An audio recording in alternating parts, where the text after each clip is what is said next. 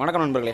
So இப்போ நீங்கள் இந்த வானம் பாருங்கள், ஓகேங்களா? வானம் வந்து இப்போ மணி வந்து அப்படியே ஈவினிங் அந்தி வந்து பார்த்திங்கன்னா பொழுது சாயும் நேரம்.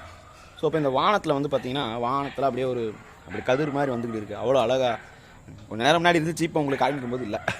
ஸோ அப்போ இருட்டுக்கிட்டே வருது.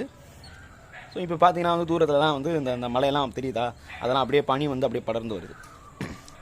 ஸோ இப்போ இதை பற்றி இந்த மாதிரியான விஷயத்தை வந்து பார்த்திங்கன்னா உங்களுக்கு இப்போ இந்த இதுக்குள்ளெல்லாம் வந்து பார்த்திங்கன்னா இந்த மரம் இருக்குது பார்த்தீங்களா, இங்கெல்லாம் வந்து குருவி போய் உள்ளக்குள்ளே தஞ்சம் புகுந்துருது. ஸோ இந்த மாதிரி விஷயமெல்லாம் பரிபாடலில் சொல்லியிருப்பாங்க.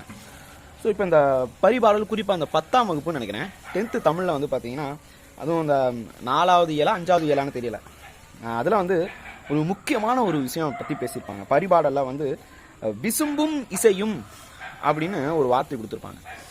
அப்படின்னா என்ன, இந்த வார்த்தைக்கான அர்த்தம் என்ன, சொல் பொருள் சொல்லுங்கள் அப்படின்னு சொல்லிட்டு கொடுத்துருப்பாங்க. உங்களுக்கு தெரியும்னா கமெண்ட் பண்ணுங்கள். டிஎன்பிஎஸ்சி குரூப் 4 படிக்கிறீங்கன்னா 10th புக்கு கண்டிப்பாக படிச்சிருப்பீங்க.